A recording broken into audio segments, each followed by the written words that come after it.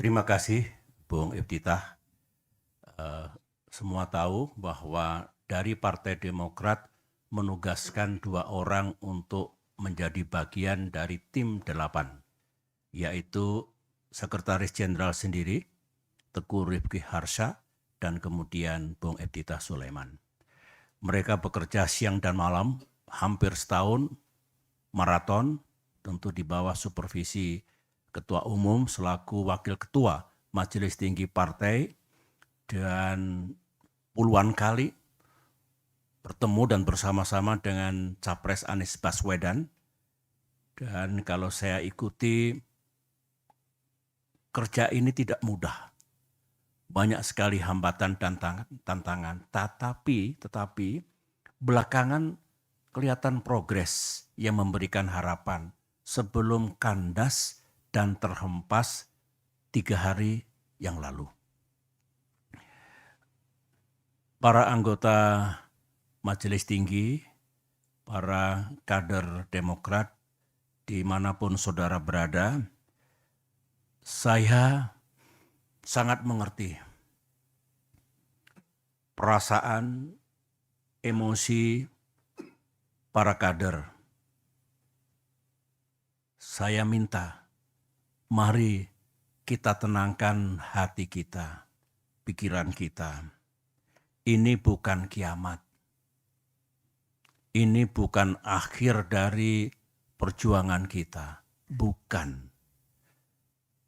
Ini harus kita maknai sebagai ujian dan cobaan yang harus kita hadapi dan kemudian kita atasi.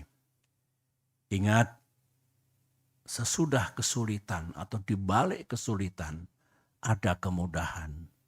Fa inna ma'al yusri yusra. Betul, fa inna ma'al yusri yusra.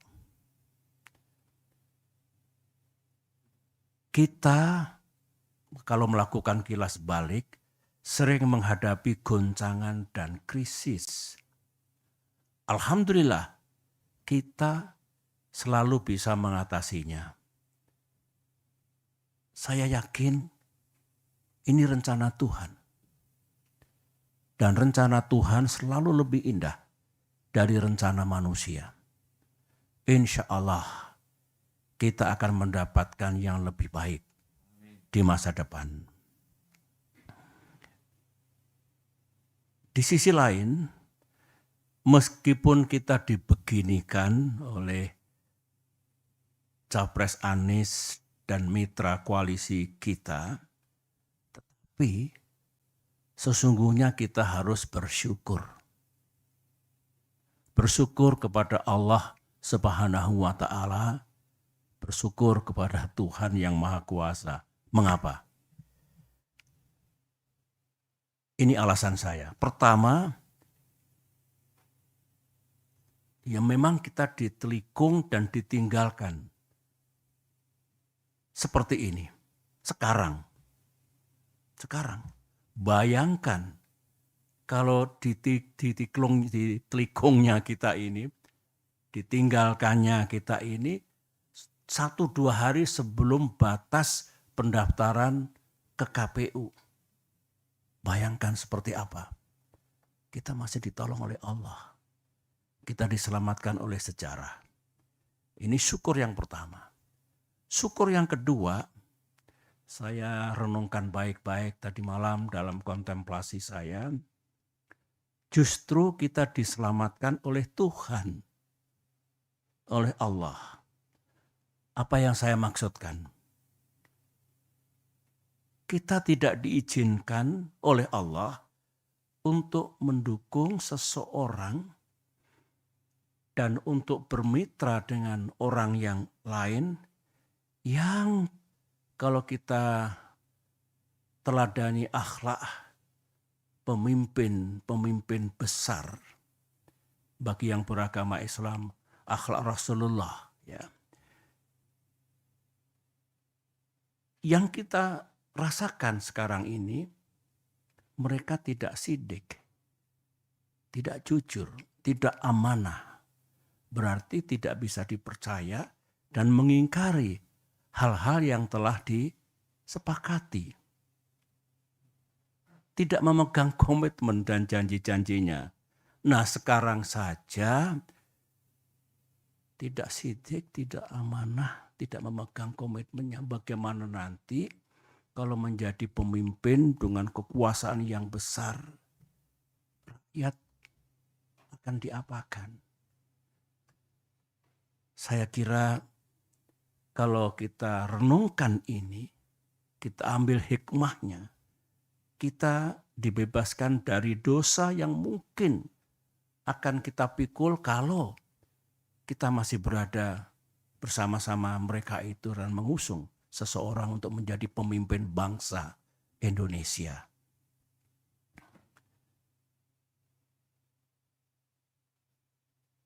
Selain itu, kita ternyata juga tidak diizinkan untuk berkoalisi dengan seseorang yang sejak awal sudah melanggar dan mengingkari kesepakatan.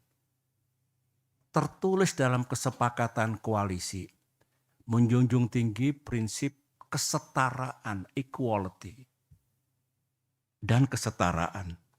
Ulangi, kesetaraan, equality, dan keadilan. Saya ulangi.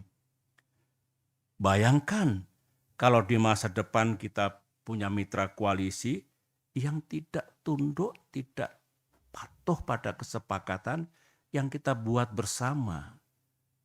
Apalagi kalau mendikte, mengatur yang lain, termasuk capres, memaksakan kehendak, dan tidak menganggap yang lain, saya kira bukan itu koalisi yang hendak kita bangun. Sebagaimana pengalaman pribadi saya bersama-sama dalam koalisi selama 10 tahun yang menjunjung tinggi prinsip dan nilai-nilai yang baik, utamanya kesetaraan dan keadilan. Sekali lagi, kalau kita bersyukur. Karenanya, mari kita hadapi semua ujian dan cobaan ini dengan tegar. Sambil berikhtiar, kita mencari jalan keluarnya. Insya Allah Tuhan akan memberikan kita jalan terbaik ke depan ini. Para anggota Majelis Tinggi dan para kader yang saya cintai, ya sebetulnya kalau jujur ya, saya pun tidak menyangka atas terjadinya kejadian itu 3 hari yang lalu itu. Setelah setahun lamanya kurang lebih, koalisi ini bersama-sama berikhtiar, berjuang untuk bisa menjadi kenyataan dan bisa mengusung capres dan cawapres yang kita harapkan, yang juga diinginkan oleh rakyat. Tiba-tiba terjadilah peristiwa 3 hari yang lalu itu. Kalau saya harus berterus terang, sebetulnya saya tidak naif ya. Saya juga mengerti politik. Saya pernah menjadi capres 2 kali. Saya pernah bersama-sama membangun koalisi dengan mitra. Dan tidak ada yang saya rasakan seperti yang terjadi 3 hari yang lalu itu. Saya mengerti, kita semua mengerti, politik itu memang ya penuh strategi, penuh siasat, penuh taktik, caranya banyak. Tetapi saya tidak menyangka kalau tindakan itu sejauh ini, menurut saya melebihi batas kepatutan, moral dan etika dalam politik. Ya kasar, ya kalau bisa menggunakan istilah bahasa Inggris, it is really ugly. Mudah-mudahan kita tidak melakukan perilaku politik seperti itu. Ada lagi yang bagus dalam sidang majelis ini saya ungkapkan ya. Sebenarnya beberapa teman sudah mengingatkan saya agak lama. Baik dari kalangan kader Demokrat maupun dari luar Demokrat. Begini, Pak Pak SBY benar-benar percaya kepada orang itu atau kepada orang-orang itu? Saya jawab dengan praduga yang baik, prasangka yang baik, saya percaya. Teman itu mengatakan, ya silakan saja dilihat nanti. Yang penting saya sudah mengingatkan. Nah, kalau saya ingat kembali, yang diingatkan teman-teman itu lebih dari satu, keputusan sepihak kemarin itu, saya boleh mengatakan keputusan gelap seperti itu, tidak sesuai dengan rules kesepakatan, ternyata atau barangkali mengandungi kebenaran.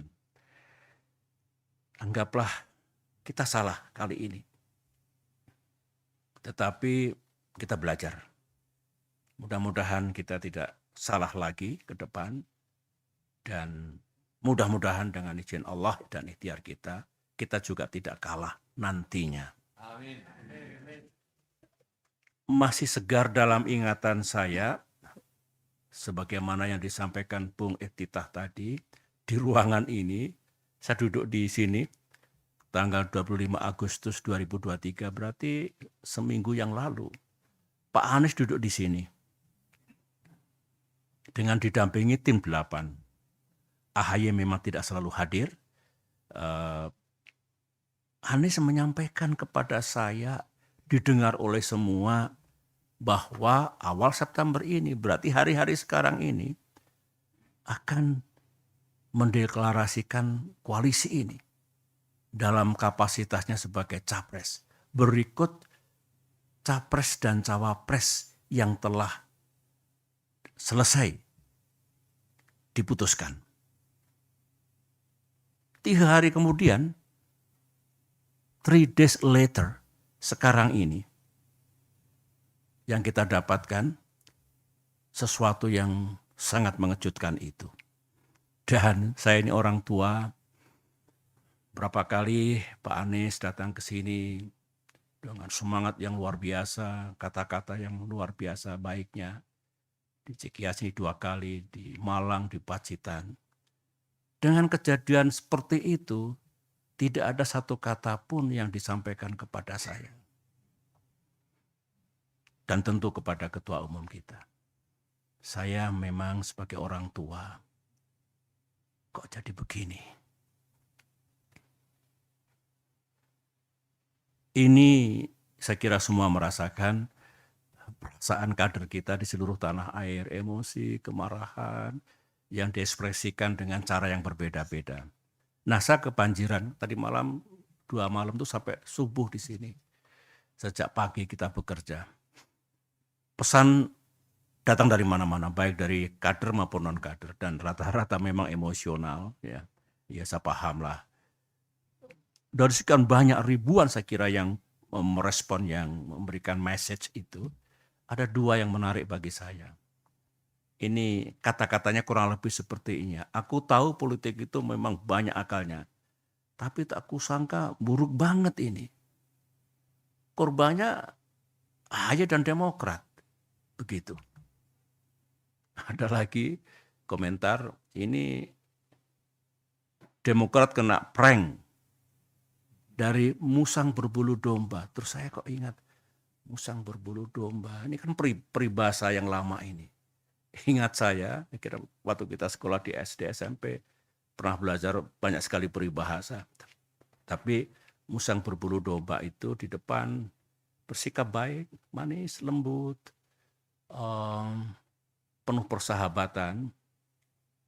Tapi di balik itu kalau kita lemah dan lengah, ini lengah ini, kita akan dicaplok dan dimakan sampai habis.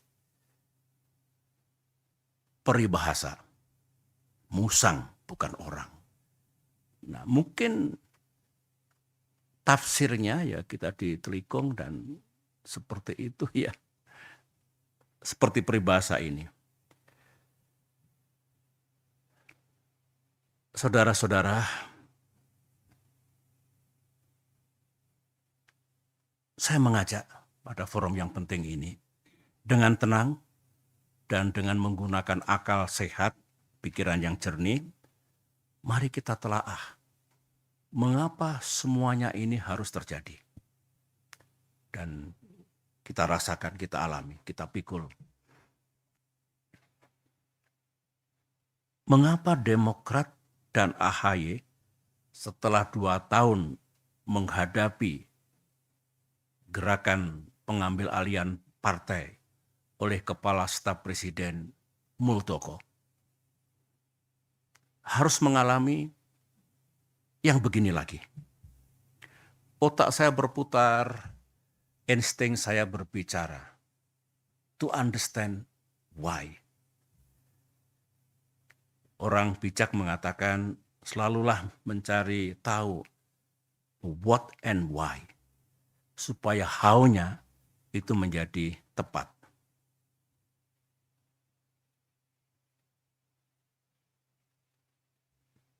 Kader Demokrat dengan pikiran yang tidak happy mengatakan, Pak, kok kita ini, Demokrat ini, ya memang kita oposisi. Tapi oposisi ini kan sah. Kok diperlakukan sebagai musuh negara? Kita ini kan bukan partai terlarang.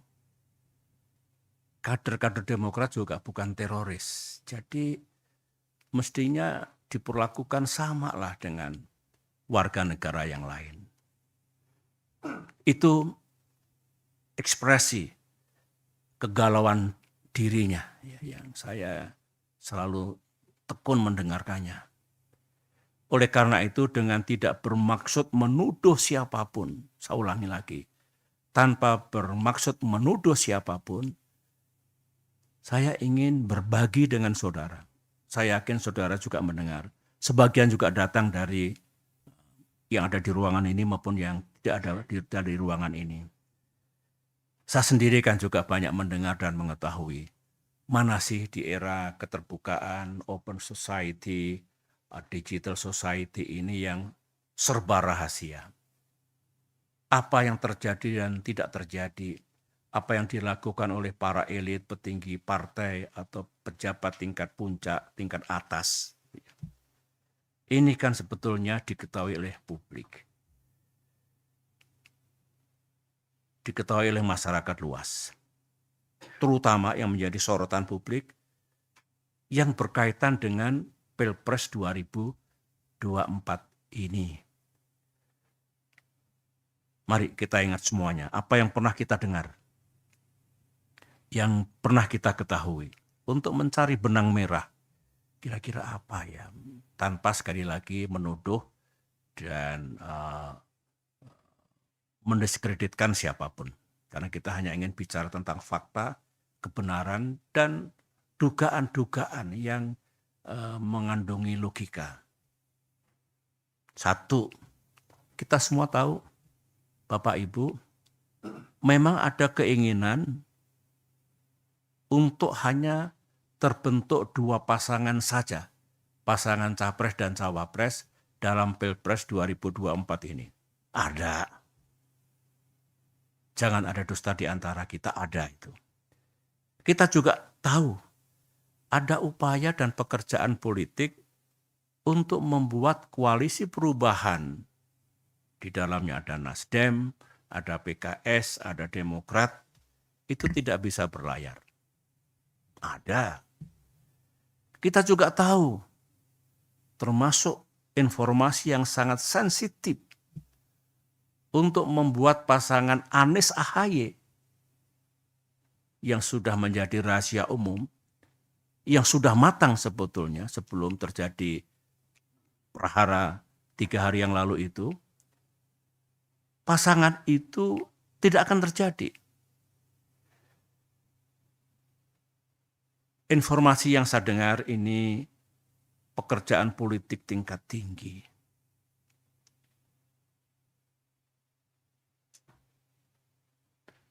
Ini bukan informasi, ini fakta. Benar ternyata Anies AHY yang hampir matang untuk diluncurkan dan banyak diketahui oleh masyarakat luas, itu terbukti bisa digagalkan. Melalui apa yang tadi itu yang diceritakan oleh Bung Ittitah melalui press release yang telah kita sampaikan.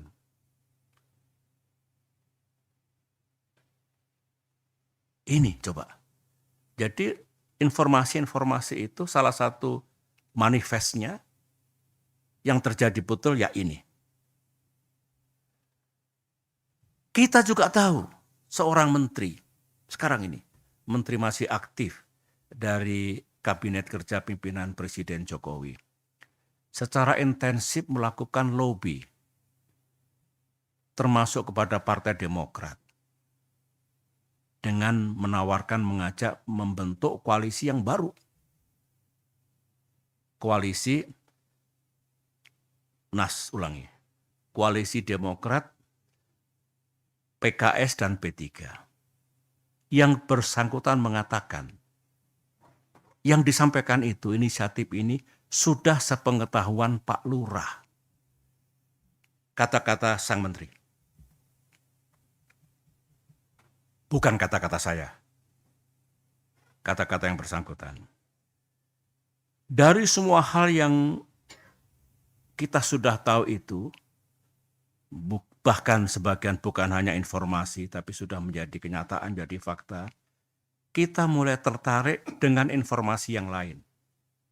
Saya mengatakan, saya tertarik secara pribadi dengan informasi yang lain. Katanya, sekali lagi informasi, semua gerakan, manuver, proses politik yang seperti ini penuh dengan hingar-bingar, yang berkaitan dengan koalisi dan pasangan capres dan cawapres, katanya ada mastermind-nya.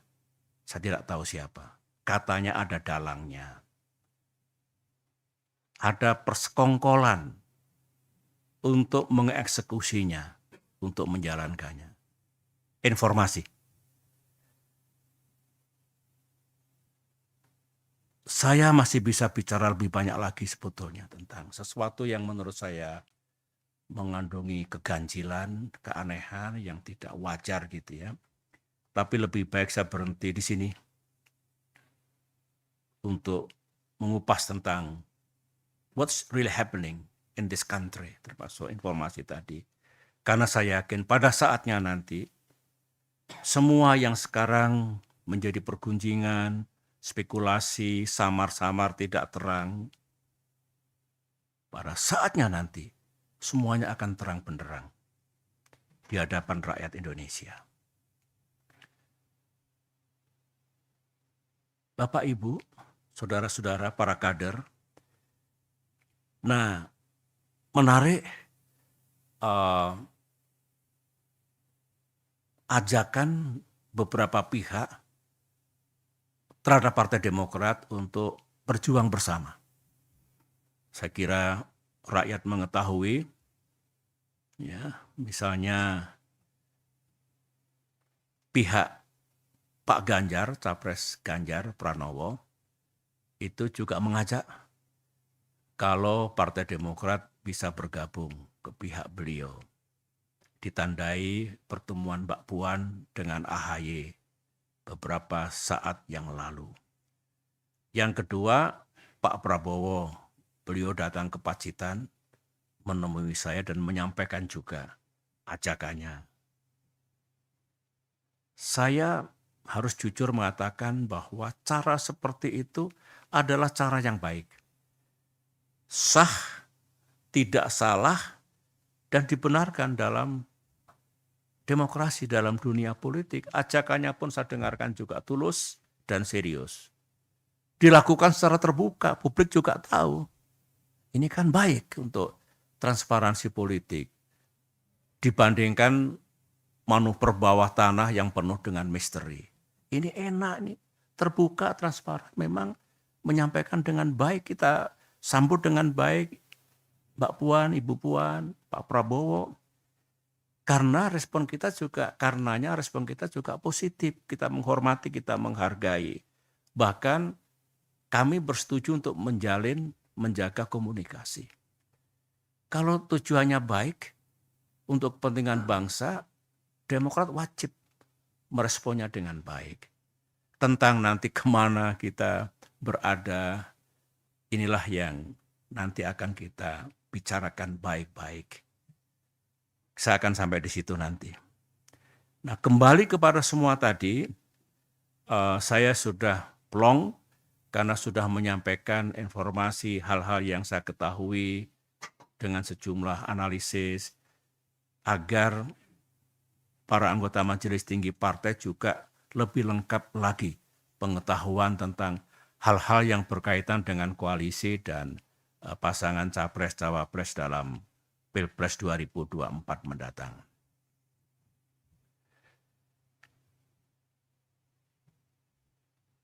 Berikut ini adalah apa yang bakal terjadi di arena publik pasca press release Demokrat tadi malam, last night, dan juga pasca apa yang saya sampaikan sekarang ini dalam sidang Majelis Tinggi Partai. Hampir pasti akan ada percakapan publik yang hangat. Politik begitu, demokrasi begitu. Baik di ruang-ruang publik maupun di wahana media massa. Saya tahu Ketua Umum AHY sudah mengeluarkan instruksi agar para juru bicara Partai Demokrat, anggota tim 8 Koalisi Perubahan, dan kader-kader yang lain untuk siap melibatkan diri dalam percakapan publik itu, dalam talk show dan lain-lain. Dengan, kata Ketum, berpeganglah pada kebenaran. Berpeganglah pada fakta yang memang terjadi, apalagi tim 8 sangat menguasai, karena berbulan-bulan setiap hari, sebagaimana yang ada dalam press release tadi malam, itu semua fakta dan kebenaran. Saya mendengar tekad Ketua Umum kita, kalau kita sudah bicara sesuai dengan fakta dan kebenaran, ada yang menyangkal dan mengatakan Demokrat salah, seorang AHY siap untuk dikonfrontir dengan siapapun asalkan di depan televisi, secara live didengar oleh publik.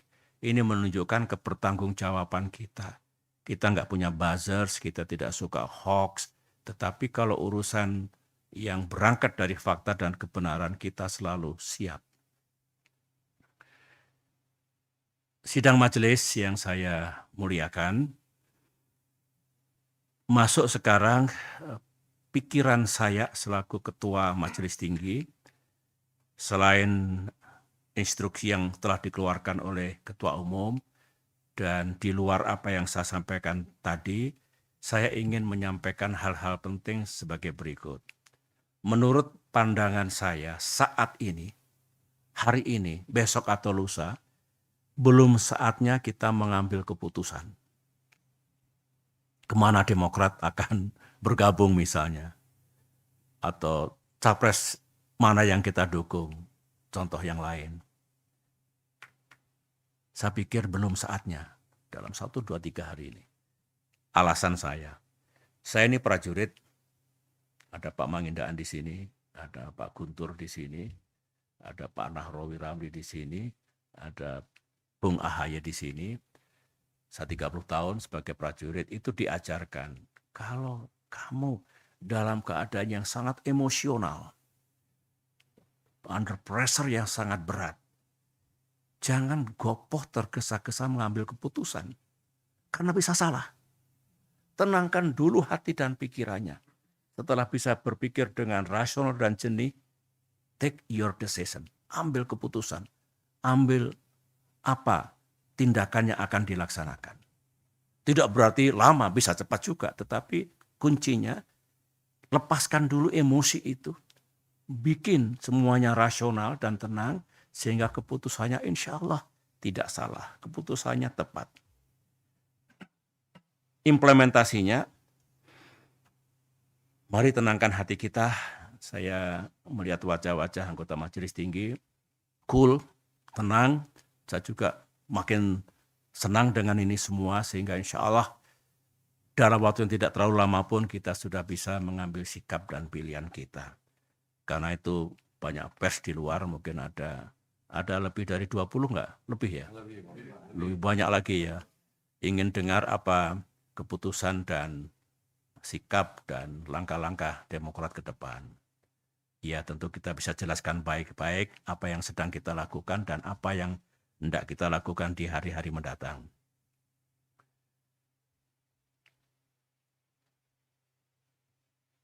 Yang kita pikirkan hari ini, tadi malam kami berdiskusi dengan Ketum, dengan Bung Andi, Sekretaris MTP, dan lain-lain yang lembur di sini.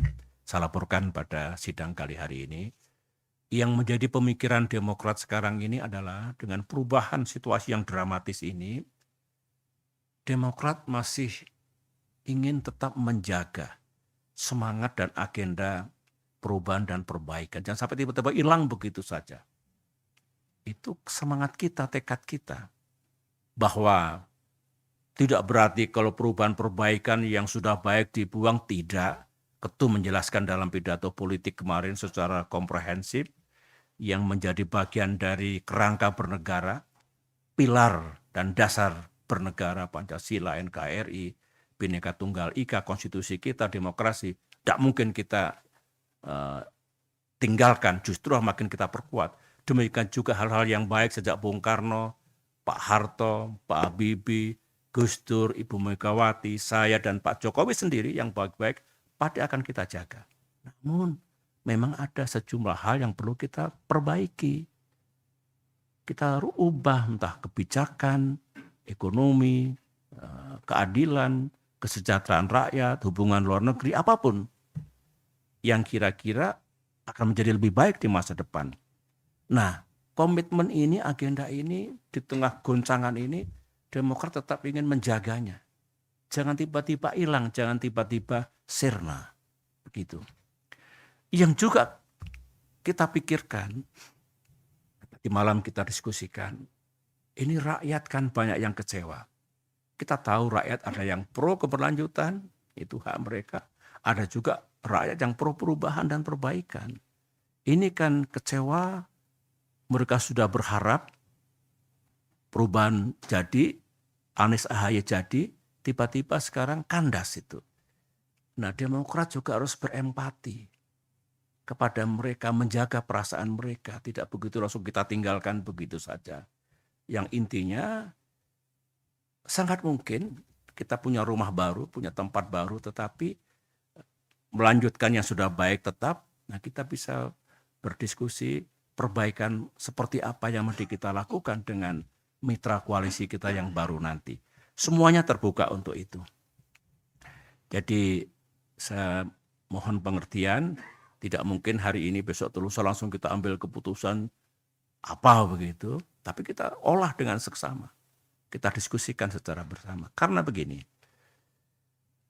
Ketum mengatakan, saya tentu sangat mendukung, sikap kita seperti apa nanti, pilihan koalisi seperti apa, capres siapa yang kita dukung, itu harus kita ajak serta para pimpinan Demokrat daerah, para pimpinan Demokrat cabang. Ini masalah yang sangat fundamental, yang sangat strategis. Tidak mungkin, meskipun kita punya kewenangan penuh majelis tinggi, tapi partai kita ini partai yang menjunjung tinggi rules, etika, bukan one man show political party. Ini budaya kita, harus kita jaga baik-baik. Dengan demikian Ketum sudah merancang kapan nanti mungkin rapat pimpinan apapun namanya, menghadirkan semua. Sebagian besar sudah resah, sebagian besar mau datang ke CGS untuk memberikan empati dan simpati, tapi intinya mereka tentu akan kita ajak bicara. Menutup sambutan pengantar ini, saya punya keyakinan kita akan menemukan tempat dan mitra yang lebih baik. Amin. Dalam perjuangan politik ke depan. Kita berharap dengan izin Allah, kita bisa berada dalam satu koalisi yang visi dan komitmennya pun mengandungi kesamaan dengan kita. Tadi itu, jangan utek-utek, jangan ganggu dasar dan pilar-pilar kehidupan bernegara. Jangan dibuang hal-hal yang sudah baik, yang ditinggalkan oleh para pemimpin bangsa sejak Bung Karno hingga yang terakhir, dalam arti yang terkini gitu. Namun juga bersetuju dan bisa menemukan hal-hal apa yang perlu dilakukan perbaikan ke depan. Saya kira dengan dua pendekatan itu, insya Allah kita punya jalan untuk membangun atau berada dalam koalisi yang lebih bagus. Dan saya yakin, insya Allah lah ya, mitra koalisi kita yang akan datang itu juga tidak akan begitu saja meninggalkan moral, etika, dan integritas dalam berpolitik. Politik itu memang seolah-olah hutan rimba, apa saja boleh, meskipun saya tidak atau kurang setuju, karena seperti apapun tetap ada ruang untuk etika, untuk moral, untuk tata krama. Semoga harapan kita, mimpi kita ini dikabulkan oleh Tuhan yang Maha Kuasa, dan pada saatnya kita akan menemukan jalan yang lebih baik, tempat yang lebih baik, sehingga Demokrat sukses, tapi bangsa dan negara kita juga sukses ke depan ini. Demikian sambutan pengantar saya, dan karena sudah agak lama saya bicara, kita break dulu. Nanti kita masuk lagi, kita lanjutkan dengan diskusi dan pembahasan. Terima kasih. Assalamualaikum warahmatullahi wabarakatuh.